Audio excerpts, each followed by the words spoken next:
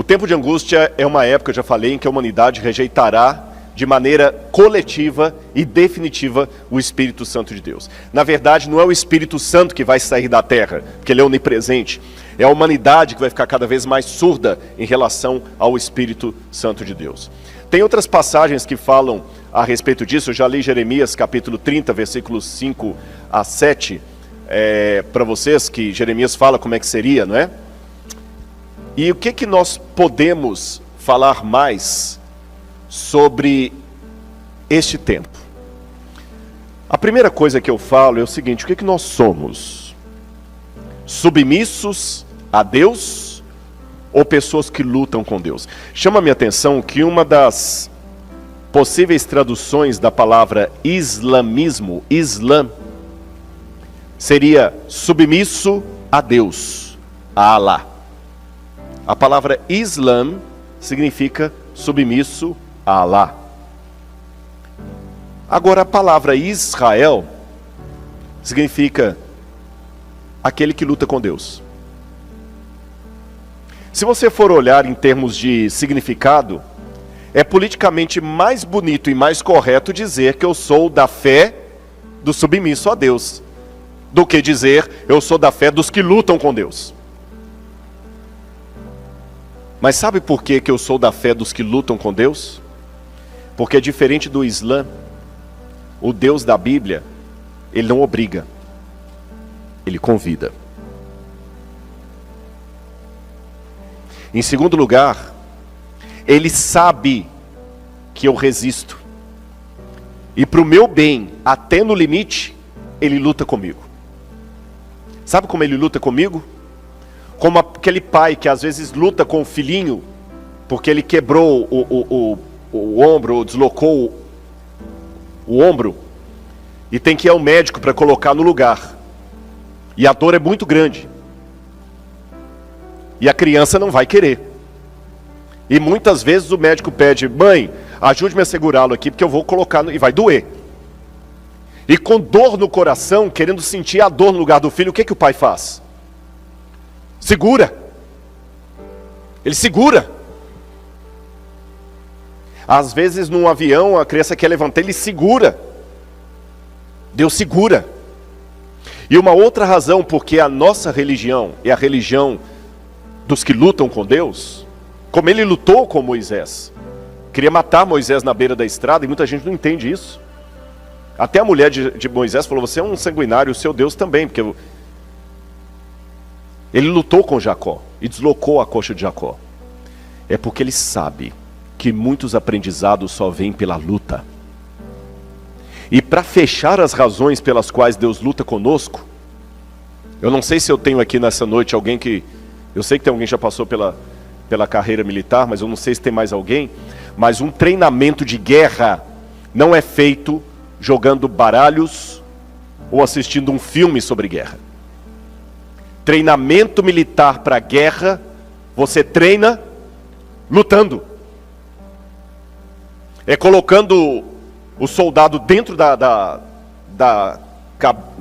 barraca e jogando gás lacrimogêneo lá dentro,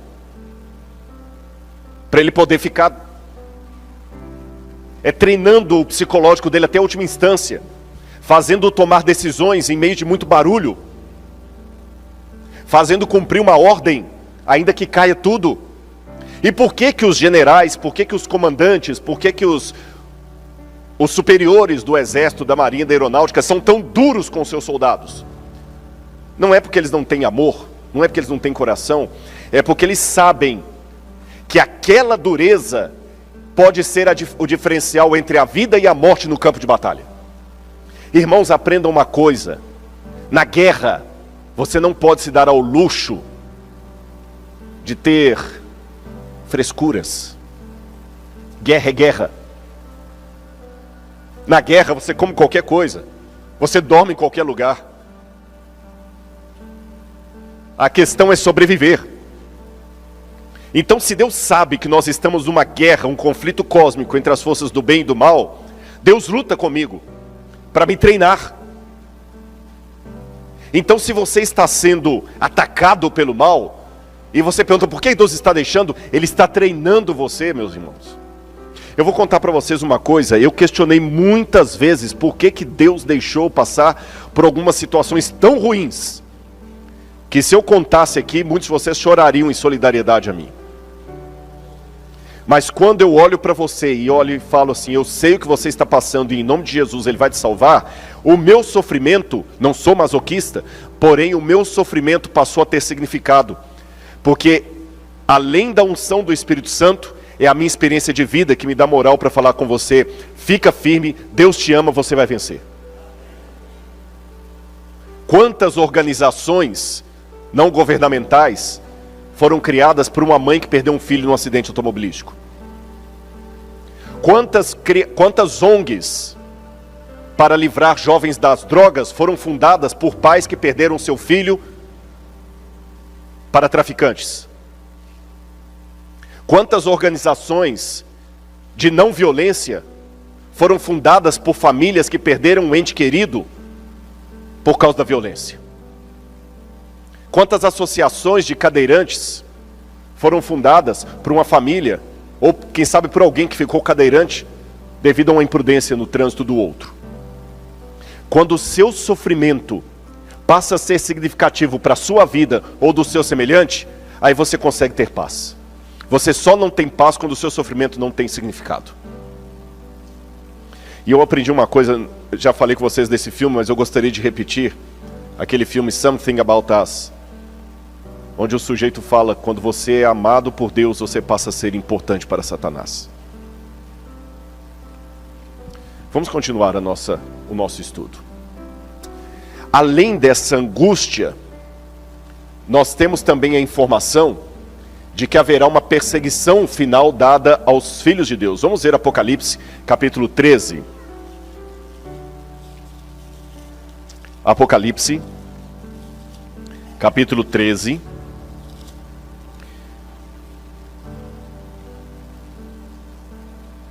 Versículos 5 a 7. Quando fala da besta diz, e foi-lhe dada uma boca que proferia arrogâncias e blasfêmias. Foi-lhe dada autoridade para agir durante 42 meses.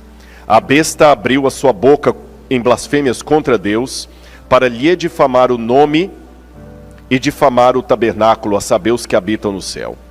E foi-lhe permitido também que lutasse contra os santos e os vencesse. Foi-lhe dada ainda autoridade sobre cada povo, tribo, nação e língua. E ela será adorada por todos os que habitam sobre a terra, aqueles que desde a fundação do mundo não tiveram seus nomes escritos no livro da vida do Cordeiro, que foi morto. Lembram lá Daniel? Serão salvos aqueles que têm o seu nome no livro. Aqui vão seguir a besta, aqueles que não têm o seu nome no livro. E o verso 17 diz, verso 16, perdão, vamos ler do verso 15. E foi-lhe concedido poder para dar vida à imagem da besta, para que também a imagem da besta falasse, e fizesse morrer todos os que não adorassem a imagem da besta, a todos os pequenos e os grandes, os ricos e os pobres, os livres e os escravos.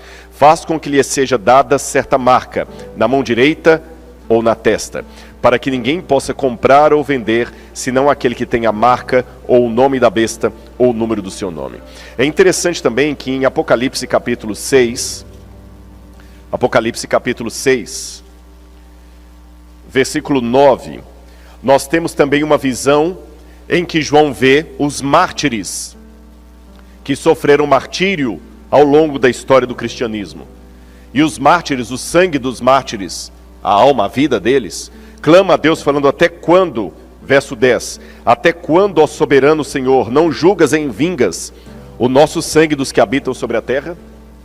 Aí o verso 11 diz, a cada um deles foi dada uma veste branca, e lhes foi pedido que repousassem ainda um pouco mais de tempo, até que também se completasse o número dos seus conservos e irmãos, que iam ser mortos igualmente eles foram. Então, irmãos, antes que a porta da graça se feche, alguns de nós talvez poderemos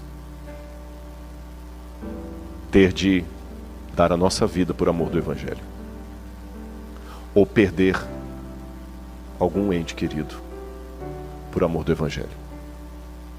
Eu não sei o que é pior: morrer ou perder um ente querido que foi morto pelo Evangelho. E como você vai se comportar nesse tempo que eu estou descrevendo aqui para vocês? Bom, o treinamento já é feito como você se comporta hoje. Deus está em primeiro lugar na sua vida? Ou você está ocupado demais para Deus e tem desculpas e desculpas e desculpas para não entregar de uma vez a sua vida a Deus, para fazer de Deus o Senhor da sua vida? E muitas vezes você questiona assim: ah, Rodrigo, desculpa, olha, se Deus é amor, por que Ele deixa eu passar por isso? Eu não mereço.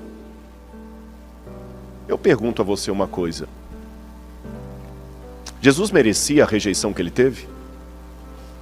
Merecia? Jesus merecia ter sido traído? Jesus merecia ter sido trocado por um bandido? Jesus merecia morrer na cruz?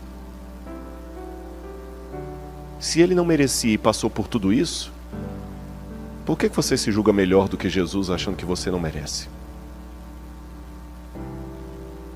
Por quê? Se Ele que não merecia passou, e Paulo fala: queremos ser semelhantes a Cristo em glória, mas devemos também ser semelhantes a Cristo no sofrimento. E não é uma questão de masoquismo, de ter prazer no sofrimento, não é isso, irmãos. Mas é um privilégio sofrer por Cristo e como Cristo. Nós não podemos sofrer como Cristo no sentido de salvar alguém através do meu sangue, porque eu não sou o Redentor. Mas Jesus falou: eles me odiaram, vão odiar você também.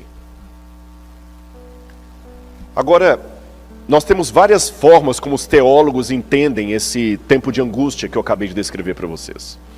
Alguns teólogos da linha preterista acham que o tempo de angústia é apenas aquela angústia que Judá e Jerusalém passaram antes da destruição do templo no ano 70. Eu não concordo com isso. Há outro grupo de teólogos que acreditam que o tempo de angústia é apenas o sofrimento que a igreja passou ao longo das eras. Eu também penso que não, porque é um tempo de angústia muito específico. Outros pensam que o tempo de angústia será um caos no governo do anticristo. Eu estou nessa linha aqui. Só que nessa linha tem dois grupos de teólogos: os pré-tribulacionistas e os pós-tribulacionistas. Um acredita que a igreja vai ser arrebatada para não passar pela grande tribulação. Outros acreditam que não, que a igreja vai ficar aqui e enfrentar a grande tribulação. Pós-tribulacionistas, eu sou desse grupo.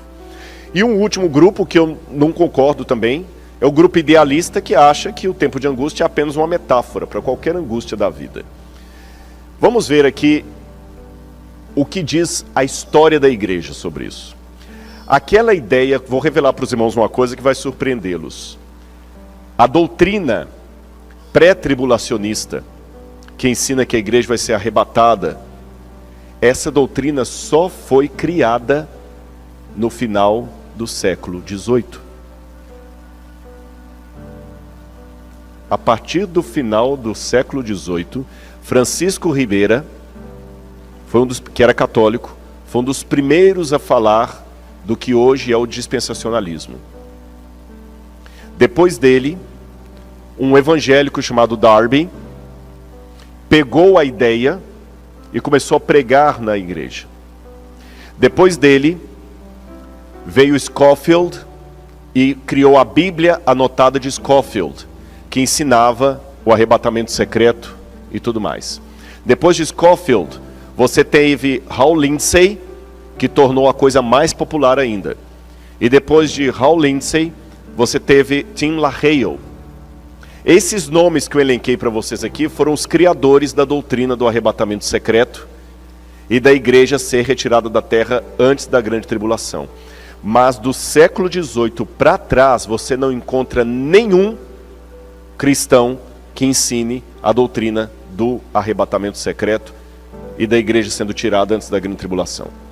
Se eu pegar os pioneiros da reforma protestante, João Calvino, Lutero, Wycliffe, João Hus, todos esses aí, os albigenses, os cátaros, todos eles, até a Igreja Católica, vou mostrar para vocês, a uma ensinavam que a volta de Cristo não será um evento secreto, será um evento visual no céu, com poder e grande glória, e todo olho verá. A ideia da igreja ser arrebatada para o céu de maneira secreta, rapture, é uma doutrina nova do século XVIII para cá. Isso não foi ensinado em nenhum momento da história do cristianismo, nem nos nomes que eu acabei de citar aqui para vocês. E vou mostrar para vocês que essa ideia do do tempo de angústia, com o fechamento da porta da graça, é o ensino mais antigo e tradicional do cristianismo. Quer ver? Vou dar apenas alguns exemplos, porque senão ficaria muito demorado aqui. Esse é o Didache. O Didache é o ensino dos 12 apóstolos. É um documento do 2º século que traz um pouco, é como se fosse um manual da igreja. O Didache é um manual de evangelização. O que as pessoas deveriam saber antes de se tornarem cristãs. E no Didache está escrito o seguinte sobre o tempo de angústia. 2º século, hein? Quando a ilegalidade aumentar, eles vão odiar, perseguir e trair uns aos outros.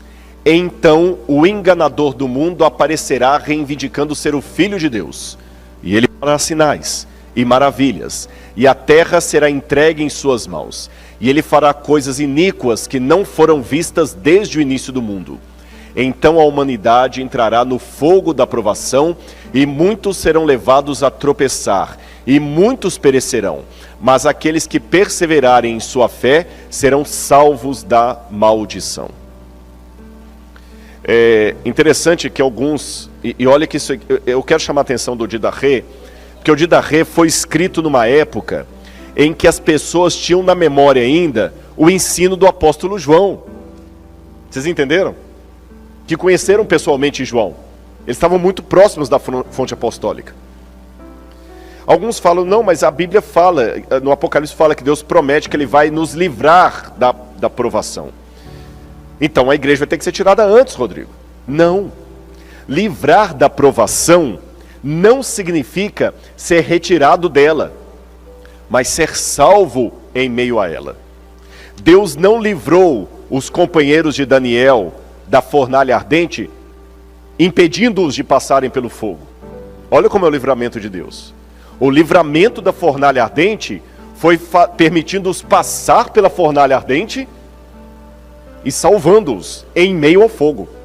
O livramento de Noé e sua família não foi tirando-os antes que o dilúvio caísse. Pelo contrário, como é que Deus livrou Noé e sua família?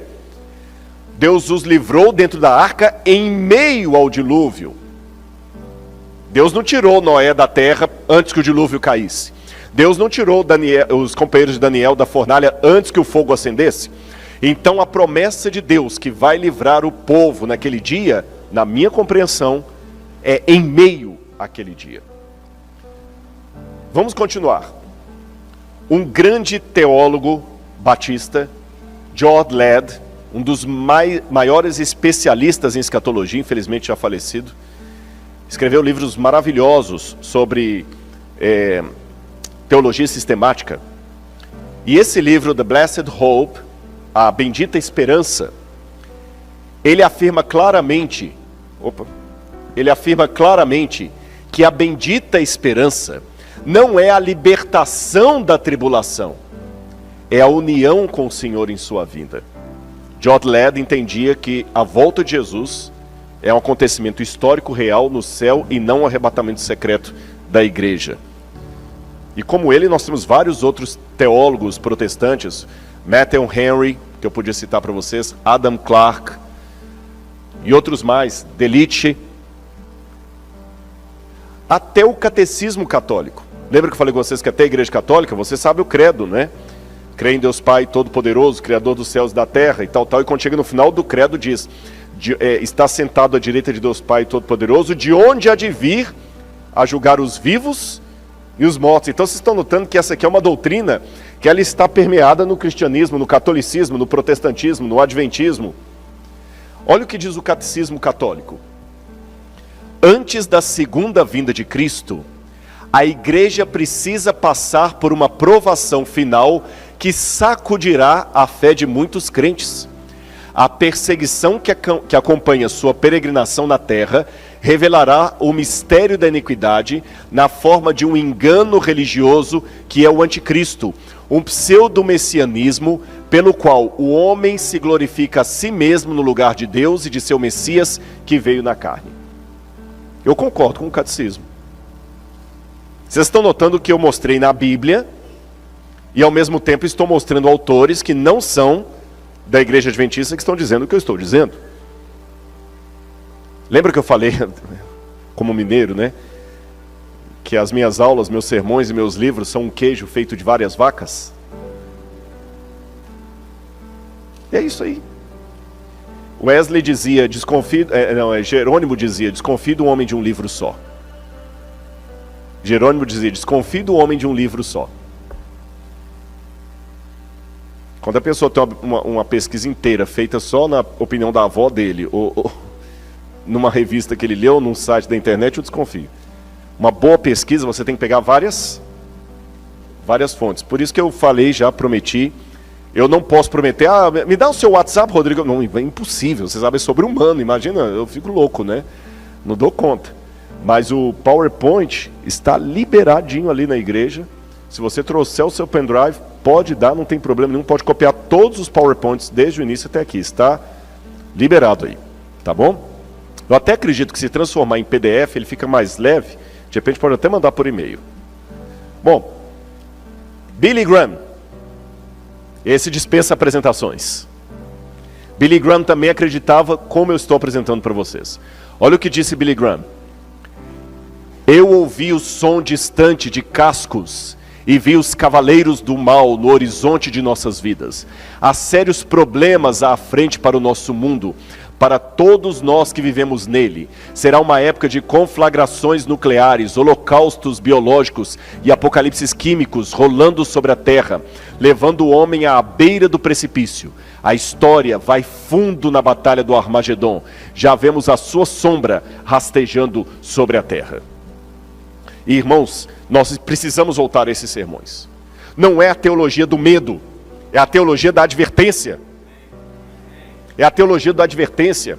Um dos maiores sermões pregados nesse país foi para o Jonathan Edwards, que pregou o sermão Pecadores nas mãos de um Deus irado.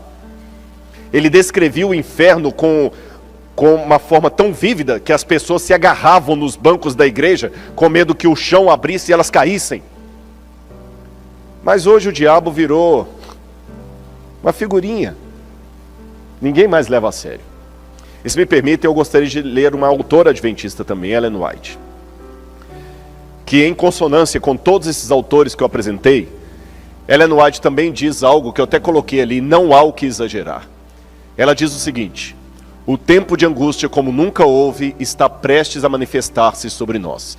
E necessitamos de uma experiência que agora não possuímos e que muitos são demasiado indolentes para obter. Dá-se muitas vezes o caso de se supor maior angústia do que é em realidade. Não se dá isso, porém, com relação à crise diante de nós. A mais vívida descrição não pode atingir a grandeza daquela prova. Naquele tempo de provações, toda alma deverá estar por si mesma em pé diante de Deus. O que ela está dizendo? Tudo que você vai falar na vida, você pode exagerar. Você pode exagerar. E os meus companheiros aqui, quem de vocês, eu estou falando para os homens diretamente, quem de vocês nunca contou uma história e a esposa dá uma corrida? Não, meu irmão, não foi tudo isso não. Quem não passou por isso, que atira a primeira pedra. Aí o carro estava vindo a 250 por hora. Meu amor, não é? Tinha umas 2.000 pessoas lá. Não, meu bem, tinha umas 300. Tudo que você vai descrever, você pode exagerar. Porém, com relação àquele tempo do fim, não há como exagerar. Por pior, por mais dantesco que você apresente o quadro, ele não é nem uma pincelada do que vai ser. Por isso que eu não tenho medo de falar que eu temo aquele dia. Deixe-me fazer uma aparente crítica que um descrente pode fazer. Rodrigo, isso aí não é síndrome de vitimismo?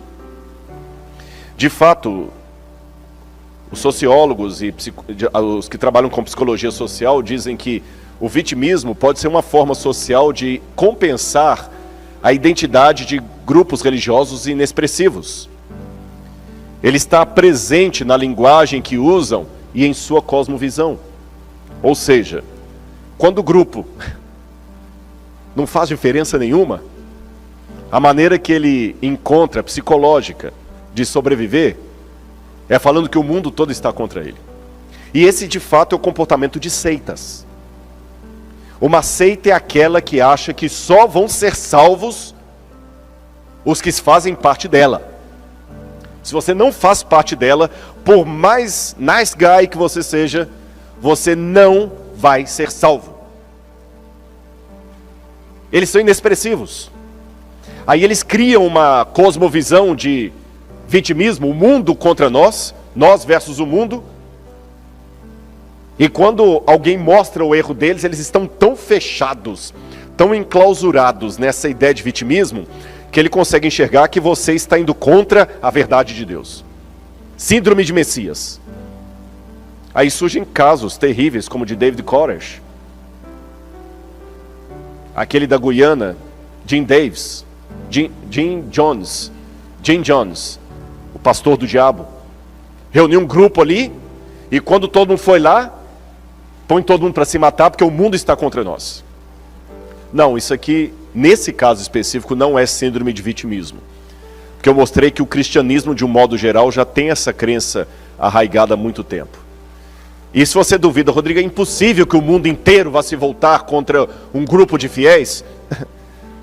Não, olhe para trás na história e você vê que é possível. O mundo também duvidou que Hitler faria o que fez. Aliás, duvidou tanto que eu conheci em Belo Horizonte uma senhora, ela já está com mais de 90 anos. E na sua infância, ela foi da escolinha de Hitler na Alemanha. Ela foi da escolinha de Hitler.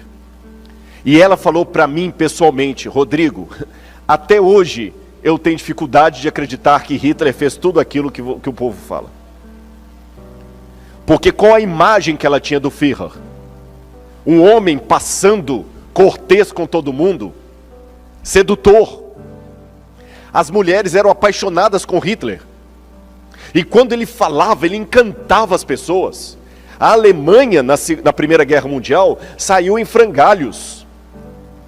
As pessoas levavam um carrinho de marco alemão para voltar com um pedaço de pão e uma salsicha para casa. Passavam fome. No inverno rigoroso da Alemanha, muitos morriam de frio porque não tinham nem madeira para poder aquecer uma lareira. Hitler tirou a Alemanha do buraco. Hitler salvou o povo alemão. Hitler trouxe de novo orgulho para o povo alemão. E ele fez o povo alemão acreditar que eles não eram maus, que eles não eram escória. Ele trouxe a dignidade. Ele enalteceu os alemães. Ele tornou a Alemanha uma superpotência. Muitos alemães não acreditavam que milhões de pessoas estavam sendo mortas. Parecia teoria da conspiração. Nem os Estados Unidos da América acreditaram. Nem Roosevelt, no primeiro momento, acreditou. Einstein custou a convencer alguns alemães da ameaça...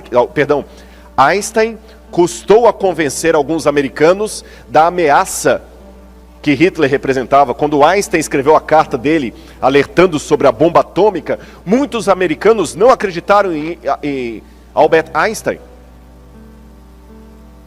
Por isso que os aliados chegaram só no fim. E até hoje, há pessoas que acham que é mentira esse negócio de 6 milhões de judeus mortos. Mas eu sei que não é. Eu já visitei o campo de concentração nazista. Eu conheço judeus que perderam parentes. Olha, irmãos, dificilmente uma coisa me irrita tanto quanto uma vez um irmão de igreja mandou uma carta para mim, entregue por outro lá. E se esse irmão estiver assistindo hoje, que ele trema, porque eu não estou nem aí. descendente de alemão, falando para eu parar de falar mal de Hitler e da Alemanha, porque isso é mentira, é contra dos judeus. Eu fiquei tão irritado, tão enojado. Aí eu pensei, não, mas ele é um irmão da igreja há muitos anos. Eu falei, olha, desculpa, esse irmão ele tem que mudar a cabeça dele. Eu desconfio da salvação dele falando uma besteira dessa. Que é complô dos judeus inventarem o holocausto. Como eu tenho um amor pela história de Israel, eu fui lendo aquilo ali, mas foi me dando um estado de nervo que eu não aguentei. A Laura lembra como é que eu fiquei. Até hoje tem pessoas que duvidam. Mas se eu estou falando para pessoas sensatas que sabem que o holocausto aconteceu e que 6 milhões de pessoas foram mortas, e se eu estou falando para pessoas sensatas que sabem que enquanto eu estou falando aqui, tem governos, já aproveitando que tem africanos aqui, tem governos totalitários na África que estão matando pessoas porque são de outra etnia. Olha o que aconteceu em Ruanda. Então não digam que a perseguição final é um mito, ela pode acontecer. E sabem qual que é a receita da maldade? Primeiro, uma crise. Crise é a oportunidade para surgirem heróis e enganadores. Pode olhar. Tem muito advogado corrupto que a especialidade dele é pegar pessoas fragilizadas. É alguém que perdeu a casa no incêndio? É o pai que perdeu um filho no acidente? É o imigrante sem documento, que está fragilizado? A crise é a oportunidade para os heróis e para os bandidos. Segundo ingrediente da receita da maldade, um povo sem rumo. Um povo que não sabe para onde está indo. E curiosamente nós estamos com uma crise e estamos com um povo sem rumo. Falei essa semana das crianças que estão querendo limites, que os pais não dão limite mais. O pai não dá limite, a mãe não dá limite. Ele está sem rumo. Cresceu a vida toda sem ouvir um não. Aí quando ele é adolescente vai namorar uma menina. Quando ela fala não, ele vai lá e mata. Fica no quarto trancado o dia inteirinho jogando o joguinho lá. E se você falar com o pai vira bicho. Aí depois ele compra uma arma, vai lá na escola e mata todo mundo. Aí todo mundo, como? Isso não aconteceu da terça para quarta-feira. Aí depois ele se alia ao Estado Islâmico, que ele quer limites, ele quer um ideal, ele não sabe nem porque que ele está vivendo. É a sociedade líquida que eu mencionei ontem. Terceiro ingrediente, uma índole má coletiva. Quarto, um marketing. Nós temos o caso de Hitler, a senhorita Leni Riefenstahl e Joseph Goebbels, os líderes da propaganda de Hitler. Um marketing bem feito. O marketing é a coisa mais perigosa que tem. Eu li um livro uma vez, cujo título era Biology. Mas não estou falando de biologia. Biology. Não precisa traduzir. To buy. Biology.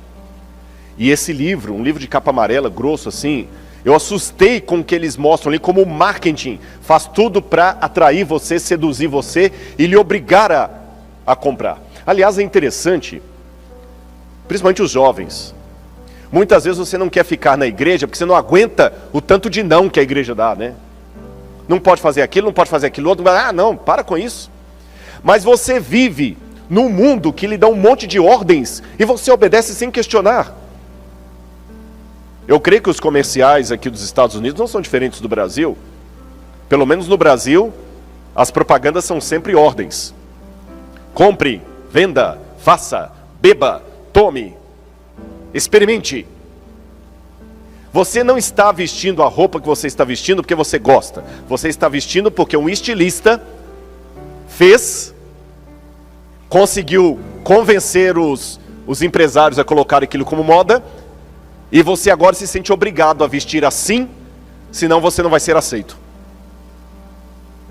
Então, na verdade, o seu problema não é com a lei. Você não quer saber da lei de Deus, porque a lei do mundo você obedece.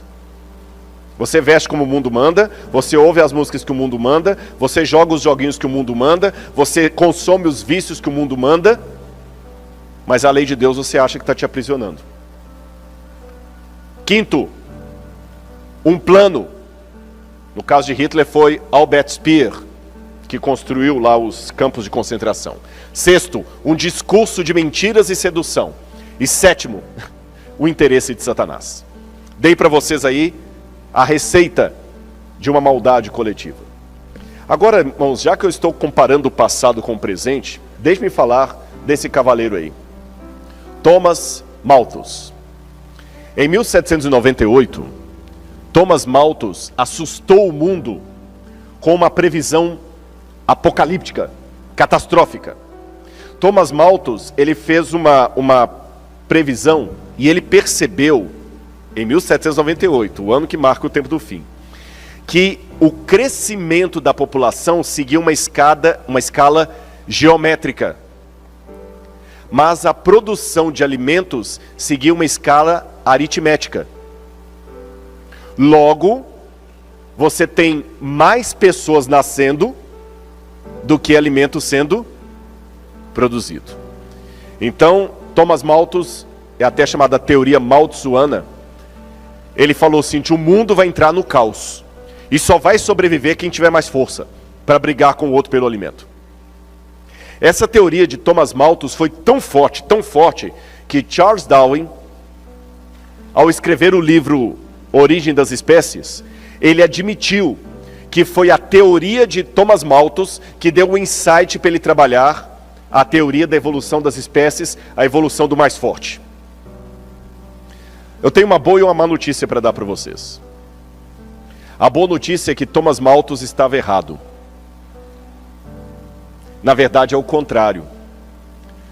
A população cresce em escala aritmética e os alimentos em escala geométrica. O mundo produz mais alimento do que gente. Essa é a boa notícia. A má notícia é que os alimentos estão concentrados numa fatia muito pequena da população. Então agora alguns teóricos estão voltando a falar do neomalthusianismo. Estão reacendendo a teoria de Thomas Malthus com medo de o mundo entrar numa crise de violência e guerra civil sem precedentes por causa da escassez de alimento e água. Eu quero falar de um outro estudo feito por um psicólogo, John Calhoun, Behavioral Sink, o ralo comportamental. Eu até printei ali o artigo científico dele. John Calhoun, ele pegou vários ratos daquele Norway Rats e colocou dentro de uma gaiola. E ele percebeu que os ratos têm um comportamento muito semelhante ao comportamento humano. Por exemplo, os ratos, eles tinham a via pública e nenhum rato fazia a sua toca na via pública. E nenhum rato entra na toca do outro, mas ele sempre transita na via pública. Como aqui nos Estados Unidos, no trespass. Respeitam. As ratazanas só eram cortejadas por um macho, ou por vários machos, quando ela entrava no cio. Ela escolhia com qual macho ela ia ter os bebês, e o macho escolhido procriava com ela e ajudava a criar os bebês. E o macho saía, trazia comida e entrava para a casinha. Parecia uma sociedade humana. Só que John Calhoun fez o seguinte: ele começou aos poucos a tirar o alimento ou dar a impressão para os ratos que o alimento estava pouco. Irmão, sabe o que começou a acontecer? O comportamento dos ratos foi mudando. Foi mudando e eles começaram a se destruir. E o que chamou a atenção de John Calhoun no final, quando vários ratos começaram a se matar, é que agora, por exemplo, quando a escassez de alimento começou, os ratos mudaram o comportamento deles. Por exemplo, agora a ratazana não era mais cortejada pelos ratos quando ela entrava no cio. Mesmo fora do cio, a ratazana era atacada por 3, 4, 5 machos de uma só vez. E violentada. e depois morta. E alguns ratos chegavam e faziam relação com o cadáver. Começou a acontecer entre os ratos canibalismo. As relações começaram a ficar de curta duração. Os ratos começavam agora a devorar os filhotes assim que nasciam. Alguns ratos começaram, que eles chamavam de sondadores, começaram a andar apáticos no meio dos outros. Outros começaram a se reunir em gangues. Os ratos começaram a se alojar, tinham uma espécie de um tubo, onde antes o alimento era dado. Os ratos começaram a se alojar naquele tubo, e os dominantes ficavam no topo e obrigavam os mais fracos a vir trazer comida para eles. Alguns ratos machos começaram a se insinuar para outros ratos machos. E algumas ratazanas fêmeas começaram a se insinuar para outras ratazanas fêmeas. E antes que alguém me critique, está falando contra, estou apenas descrevendo o que está no artigo do John Calhoun. Se você está achando ruim, processe John Calhoun, num processo que ele morreu. Mas o artigo está isso. O comportamento de dois machos ou duas fêmeas não existia entre os ratos da espécie Norway. Mas nessa situação começou a acontecer e em escala crescente. Depois dessa pesquisa, que assustou muitos sociólogos, a pergunta que se fez é: será que o que aconteceu com os camundongos, os ratos Norway, pode acontecer com a sociedade hoje? John Calhoun morreu, a pesquisa dele, a resposta não foi dada, mas até hoje existem alguns psicólogos behavioristas de psicologia comportamental que ainda se fazem a pergunta com medo de uma resposta.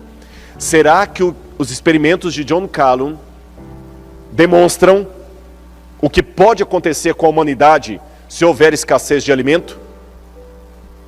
Bom, Jerusalém, quando o alimento estava escasso, as mães começaram a comer as crianças. E as pessoas começavam a se matar. O neomalthusianismo que eu falei com vocês, ele está sendo revisitado, porque hoje, apesar de haver mais produção de alimentos do que nascimento de crianças, há 4 segundos é o tempo que separa cada uma das mortes no mundo por fome. Acabou de morrer alguém agora por fome no mundo. Morreu mais um. Morreu mais um. A cada 4 segundos, uma pessoa morre por fome no mundo. Por isso que alguns estão reacendendo a teoria de Thomas Malthus, que o alimento está escasso. 1 em cada 6 habitantes do planeta passa fome. Quase 1 bilhão de pessoas. 1,4 milhão de crianças correm risco iminente de morrer de fome. Mais de 1 bilhão de pessoas, 18% da população mundial, não tem acesso à quantidade mínima de água para o consumo. Entre 100 pessoas, uma estaria morrendo de fome. Se o mundo fosse reduzido a 100 pessoas, entenderam a comparação? Se o mundo fosse reduzido a 100 pessoas, significam que 15 estariam desnutridas, 21 com excesso de peso. Eu tenho outros números aqui que eu acabei não colocando. Enquanto isso, no mundo de Deus, um estudo observa que, apesar dos progressos nas últimas décadas, cerca de 800 milhões de pessoas não têm comida suficiente. No total, seriam necessários 267 bilhões de dólares por ano para acabar com a fome no mundo.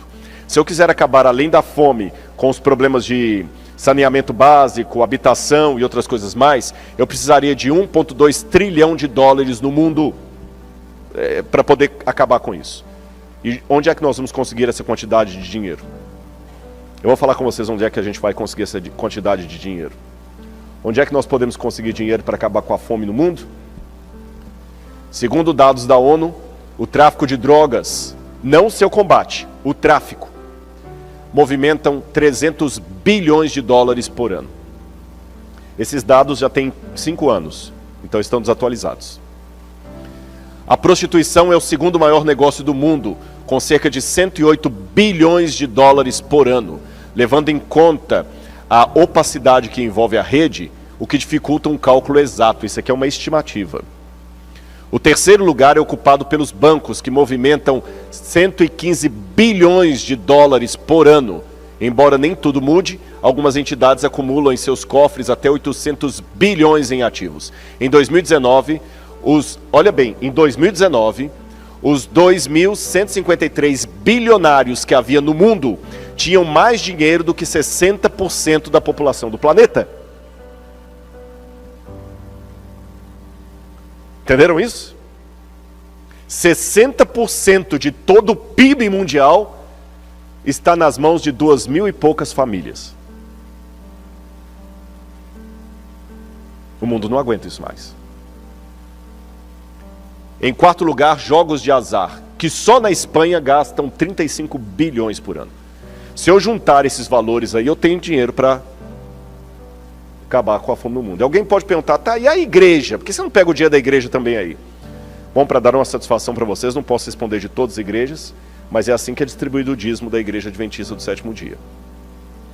Nós não cobramos para pregar, para dar palestras, e o dízimo não fica na igreja local. Ele é justamente distribuído naquelas várias fatias lá que vocês podem ver, para que a igreja possa ser mais participativa possível. E o presidente mundial da Igreja Adventista não tem um salário maior do que o pastor Marcos dessa igreja.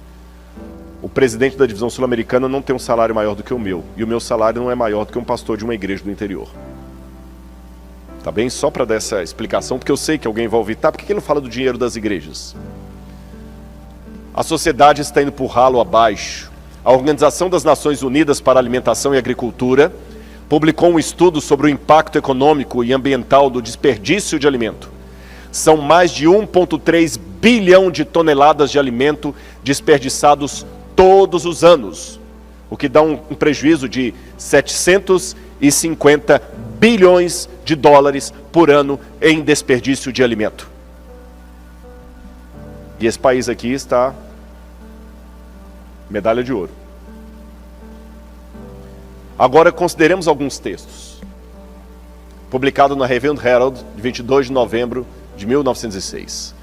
O tempo de graça não durará muito mais. Deus está retirando da terra sua mão refreadora.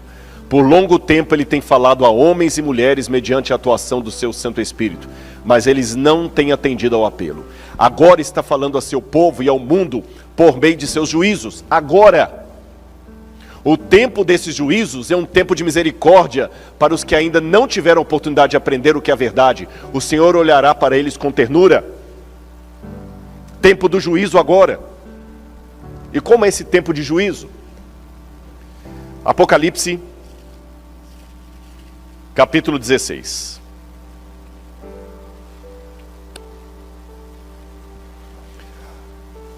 Assim diz na minha Bíblia: ouvi uma forte voz vinda do santuário, dizendo aos 7 anjos: vão e derramem sobre a terra as 7 taças da ira de Deus.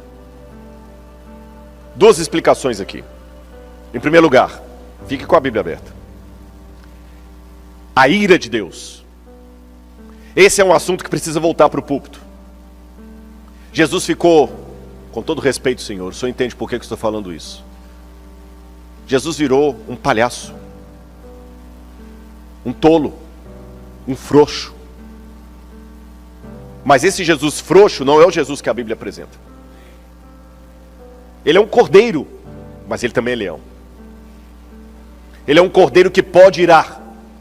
E coloque uma coisa na sua cabeça: Deus está mais interessado em salvar você do que uma mãe de tirar um filho de uma casa pegando fogo. Mas se você não quiser ir para o céu, Ele não vai obrigar. O raio de fogo e enxofre vai cair sobre você. E Deus não vai mudar o céu para que o seu filho mimado entre lá a qualquer custo. Deus ama mais o seu filho do que você, mas Ele não vai tornar o céu um playground só para que o seu filho mimado entre ali de qualquer jeito, como você exige que o mundo tem que ser para adaptar o seu filho. Professor, por que meu filho tirou nota baixa? Pastor, melhora o seu sermão que meu menino não quer ir à igreja. Essas músicas não atraem os jovens. Não é o céu que tem que adaptar a mim, sou eu que tenho que adaptar ao céu. Deus se ira. E dura coisa é cair nas mãos de um Deus irado. Ele ama. Ele ama você. Mas ele também se ira. Segunda coisa que eu quero explicar. Essas pragas vão cair depois que a porta da graça se fechar. Porque eu não vou poder entrar no mérito da questão, que tomaria muito tempo. Mas o Apocalipse mostra que essas pragas acontecem depois que o santuário se encheu de fumaça. Então significa que Jesus já está voltando para buscar o seu povo. Nesse ínterim que Jesus vem buscar o seu povo, é que acontece o tempo de angústia. Porém, vocês sabem que as conjunções adversativas, elas têm uma importância. Porém, gotas dessas pragas do Apocalipse já começaram a cair hoje, antes da porta da graça se fechar, para que Rodrigo e você acordem. E eu não tenho medo de falar que o Covid já é uma demonstração da ira de Deus. E antes que alguém me repreenda, fale assim: Rodrigo, não fale isso, não seja desumano com os que morreram por Covid. A minha mãe morreu por Covid, você está sendo desrespeitoso. Deixe-me colocar uma coisa para você. Daniel era uma pessoa fiel a Deus, sincero. Daniel não estava em apostasia. Daniel não estava idolatrando falsos deuses. Quando o cativeiro da Babilônia veio como castigo de Deus sobre o povo, Daniel foi poupado? Então, eu não posso, por amor a Daniel, negar que o cativeiro da Babilônia foi um castigo de Deus. Porque isto é o que os falsos profetas diziam na época de Jeremias. Jeremias dizia: Nabucodonosor vai vir, e este é o castigo de Deus, porque vocês estão brincando com fogo. Aí chegavam os falsos profetas e falavam assim: Jeremias, você é um perturbador de Israel. Não fale isso. Tenha mais respeito com as famílias vitimadas pelos babilônios. Talvez alguém até diria, estou parafraseando, tenha mais respeito com Daniel. Quer dizer então que Deus castigou Daniel, Jeremias? Não, Deus não castigou Daniel. Mas Jesus falou: no mundo, 3 aflições. Tem de bom ânimo, eu venci o mundo. Haverá situações em que Deus vai livrar o povo dele da praga, como aconteceu no Egito. Mas haverá situações em que Deus permitirá que uma pessoa sincera do povo de Deus sofra as consequências, mesmo que ele não mereça aquilo. Vocês entenderam? Com isto apresentado, eu quero deixar bem claro: eu perdi pessoas que eu conhecia para o Covid. E de repente eu estou falando essa noite para pessoas que enterraram um ente querido vitimado pelo Covid. Por favor, aceite as minhas condolências com todo o meu coração, não estou sendo insensível não. Mas não me impeçam de falar aquilo que a Bíblia advertiu. E antes que você pergunte: e por que Deus deixou a minha mãe morrer de Covid, sendo que ela não fez nada de mal para ninguém? Eu repito a história da Bíblia. O que Daniel fez de mal para ir para a Babilônia? O que Jesus fez de mal para cair na mão dos romanos? Eu posso amanhã contrair esse vírus e morrer. Eu não estou isento. Até hoje eu não tive. Mas quando eu falo eu não tive Covid, foi uma casualidade. Não é que a minha esposa teve, eu não tive. O que João Batista, né? O que João Batista fez demais para cortar a cabeça dele? O próprio Paulo. O anjo foi lá, livrou da prisão num dia, mas não livrou da prisão no outro dia. Mas sabe o que Jó falou? Ainda que ele me mate, nele esperarei. Então, irmãos, eu não tive Covid, não é porque eu sou mais santo do que ninguém. Eu não tive porque não tive. E se eu pegar Covid amanhã e morrer, estou falando sério. Hoje eu recebi a notícia que um ex-professor meu de teologia está na UTI, com Covid. Se eu pegar amanhã o Covid, e vocês ouviram, gente, o Rodrigo pregou pra gente, ele pegou um Covid, foi entubado e morreu. Se isso acontecer, eu não retiro o que eu disse a respeito desse mal. É Deus tentando acordar o mundo. C.S. Lewis dizia, o sofrimento é o megafone de Deus que grita para um mundo que insiste em ficar em silêncio. O mundo está muito lá. Tem uma passagem da Bíblia que eu quero ler com vocês, que é uma passagem que vai assustar muita gente. Irmãos, em 20 minutos eu termino isso aqui, mas eu quero passar essa mensagem porque ela é muito importante. Abra a Bíblia comigo em Eclesiastes e preparem para se assustar com um texto pesado. Um texto pesado. Eclesiastes, capítulo 7, versículo 1. Olha na sua Bíblia que texto politicamente incorreto. Olhe na sua Bíblia que texto complicado. A boa fama é melhor do que um bom perfume. E o dia da morte é melhor do que o dia do nascimento. Melhor é ir à casa onde há luto do que à casa onde há banquete. Vou parar aqui. Vocês querem que eu leia de novo? Melhor é ir à casa onde há luto. Quem acredita na palavra de Deus, diga amém. Você concorda com isso? Pode ser sincero. Eu vou ajudar você. Eu não concordo. Não concordo. Rodrigo, vai ter um velório hoje. Vamos lá, beleza, eu estou dentro.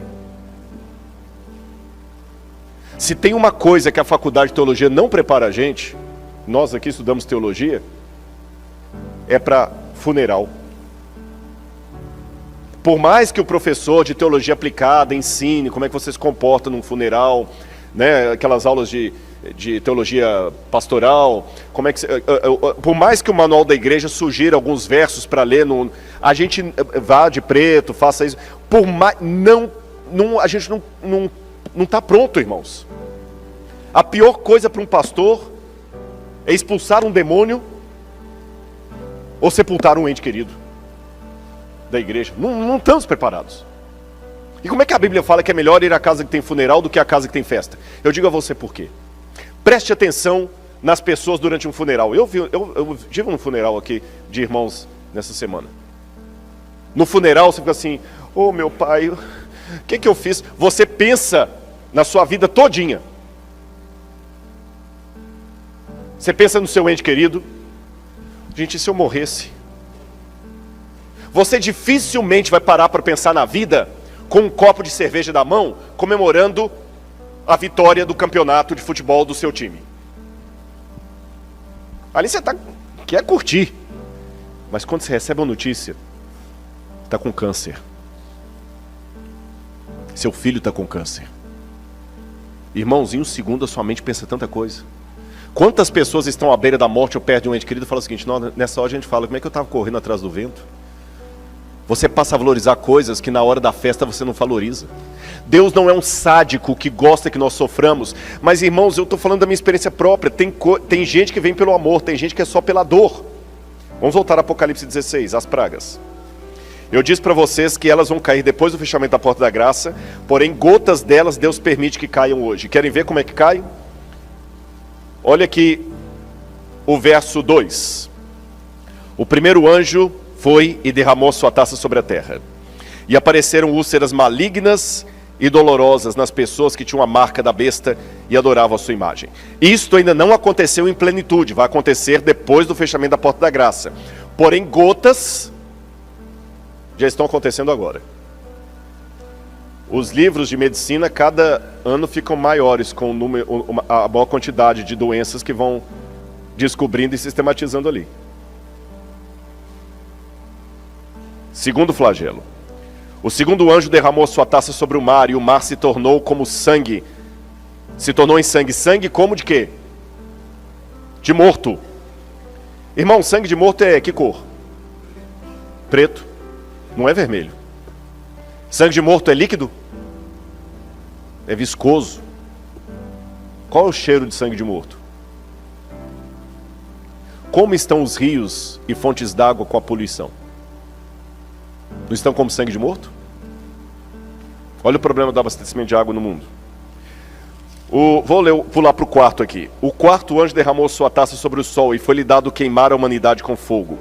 As pessoas se queimaram com um intenso calor e blasfemaram o nome de Deus que tem autoridade sobre esses flagelos, porém não se arrependeram para darem glória a Deus.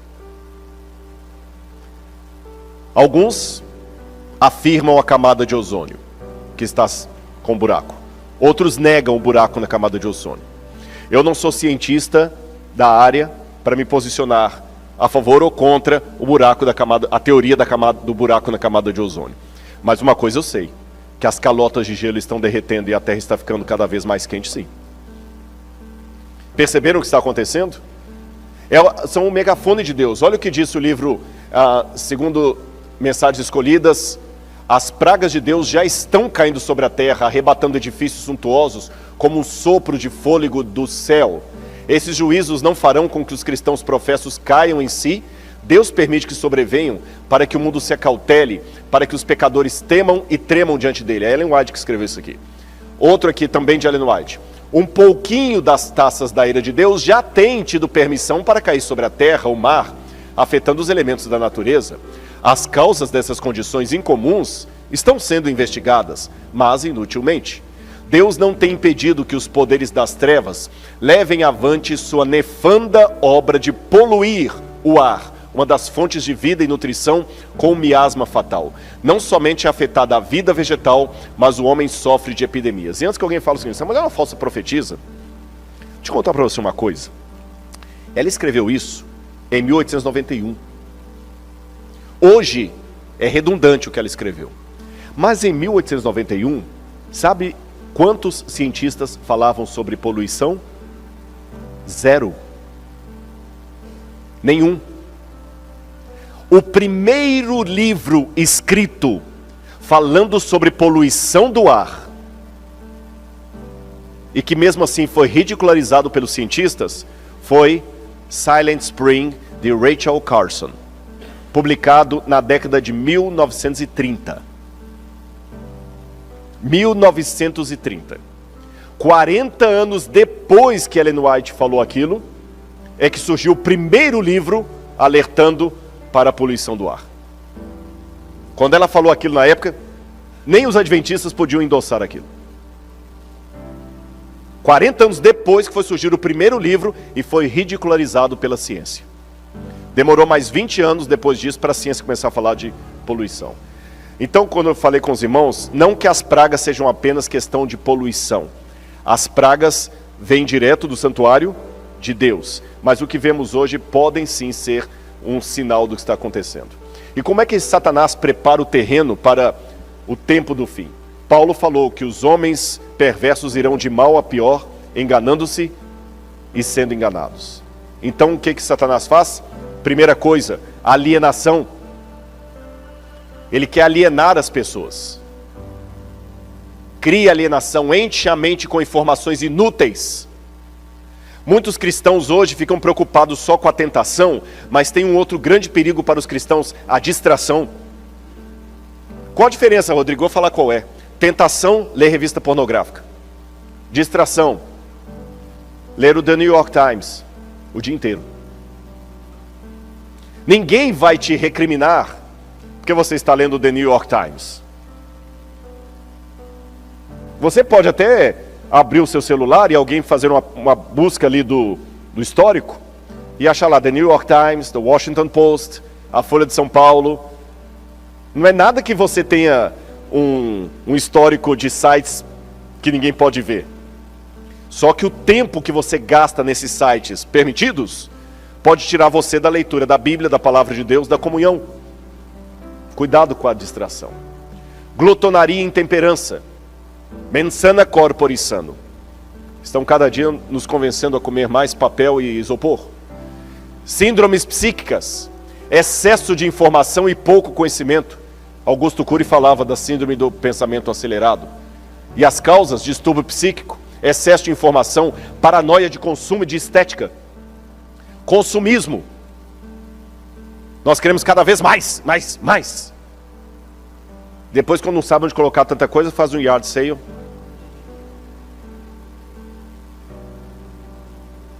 Geração rebelde sem causa, já falei sobre isso.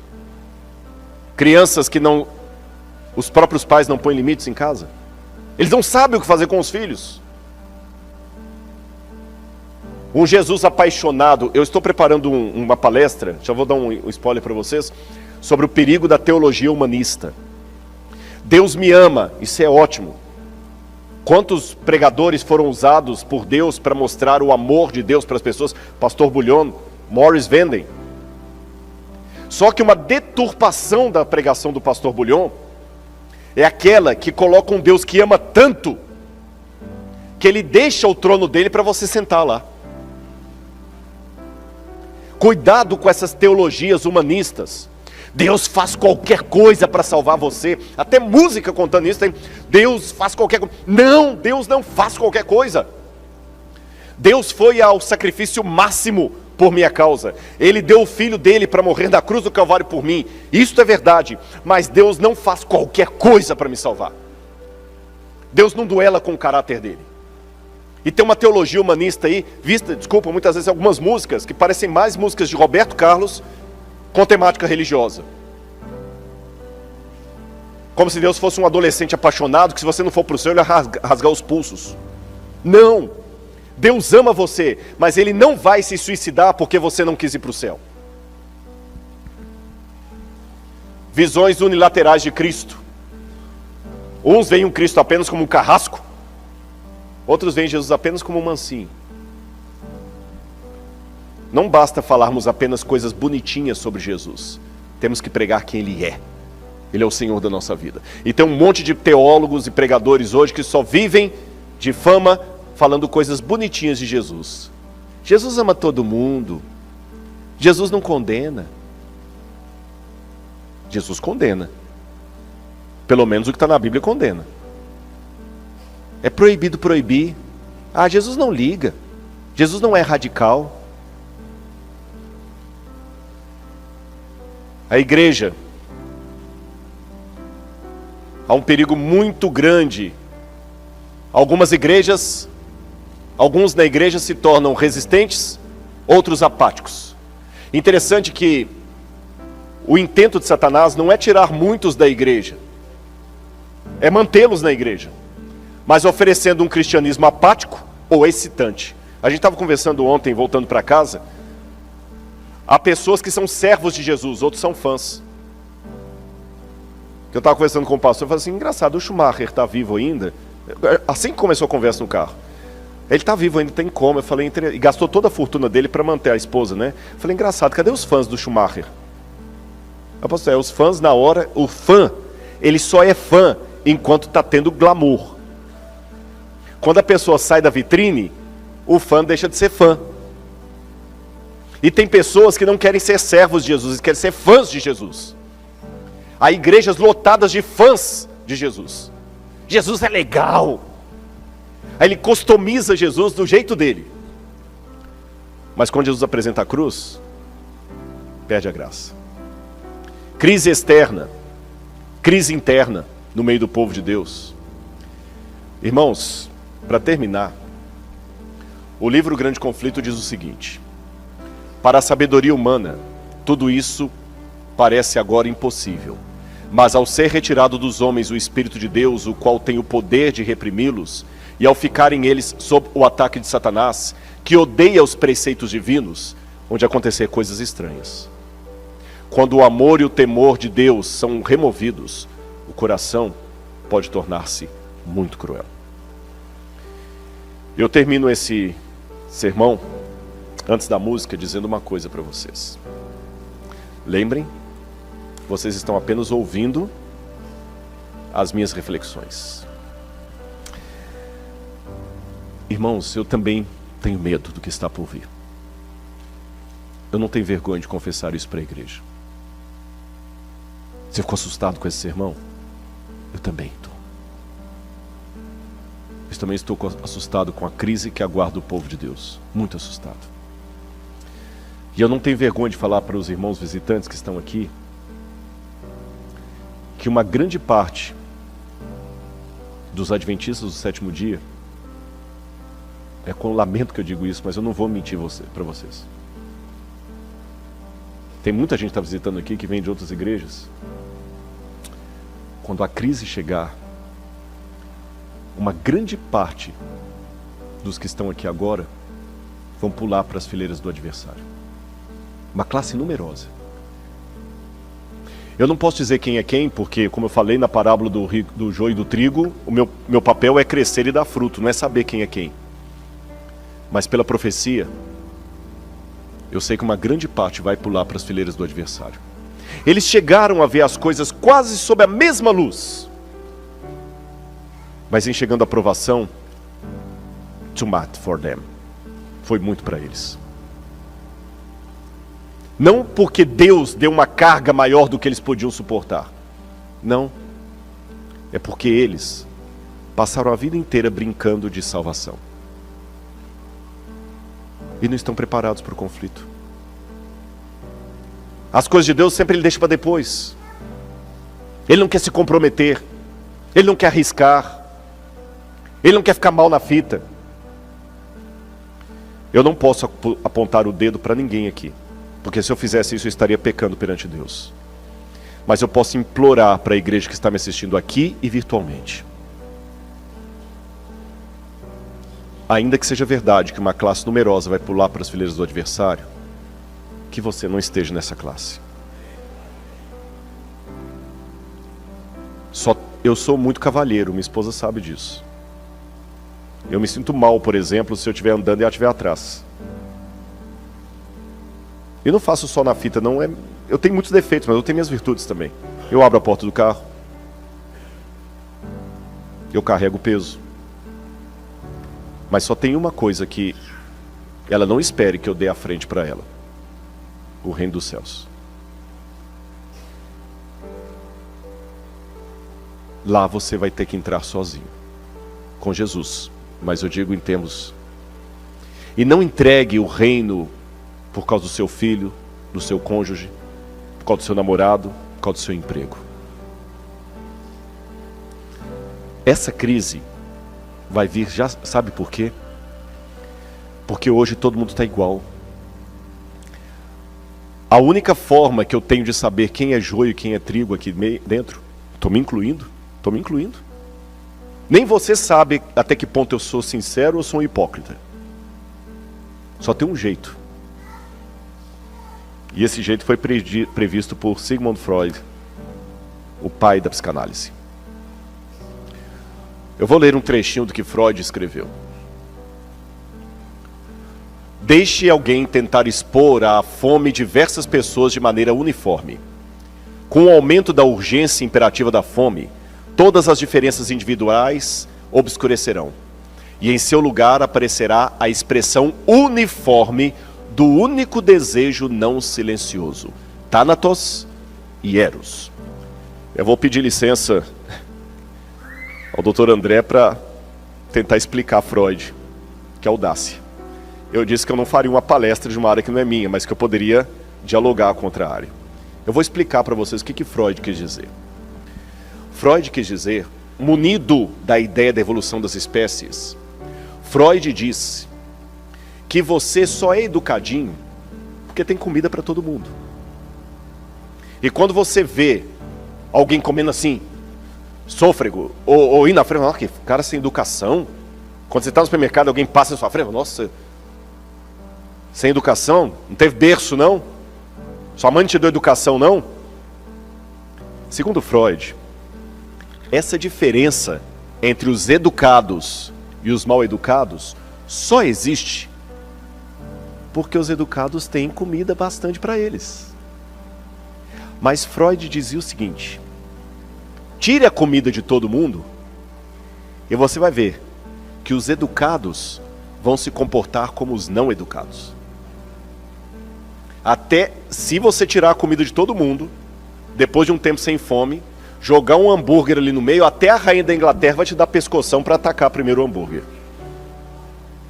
Porque Freud dizia que as duas, lembra, por causa da evolução das espécies, Freud dizia que as duas únicas entidades perenes dentro de nós são o eros, que é a necessidade de afeto, especialmente sexual, e o thanatos. Não é que Freud fala tudo de sexo, não, mas o afeto.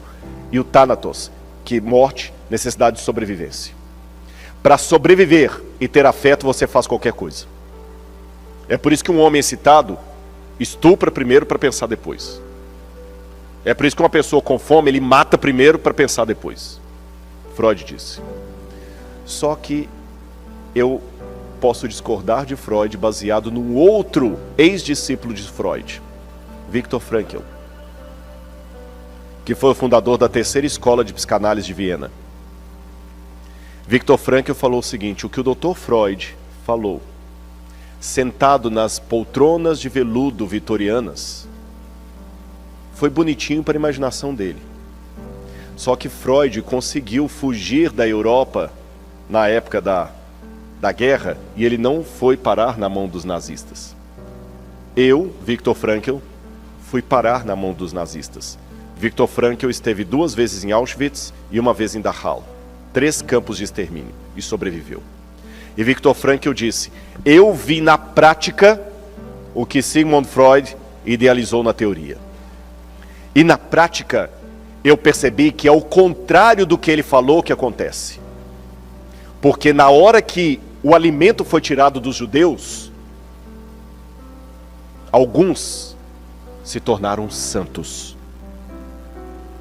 Porque eu vi muitos judeus morrendo de fome para dar o seu pão para alguém que estava mais doente. Eu vi judeu entregando o seu cobertor para aquecer um outro que estava com febre e ele mesmo ficou com frio.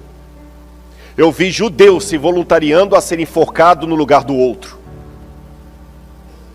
Mas eu também vi judeus se prostituindo a troco de um pedaço de batata. Eu vi judeu entregando o seu irmão judeu apenas para ganhar as botas dele depois que ele fosse enforcado. Então, diferente do que Freud falou, quando a escassez acontece, não é que todo mundo fique igualado no teor animalesco. Quando a escassez acontece, disse Viktor Frankl, muitos se tornam santos e outros se tornam porcos. Antes da guerra, todos os judeus eram judeus, com a sua feira, com sua loja, com a sua sinagoga, mas no campo de extermínio, alguns judeus se tornaram santos, outros se tornaram porcos. Quando a perseguição vier sobre o povo de Deus, alguns aqui dentro se tornarão santos, outros se tornarão porcos. Eu não sei quanto a você, mas eu imploro a graça de Deus sobre a minha vida, porque eu quero estar do lado da luz. Eu sei que foi um sermão muito pesado, mas eu precisava fazer essa advertência à igreja. Coloque Deus em primeiro lugar.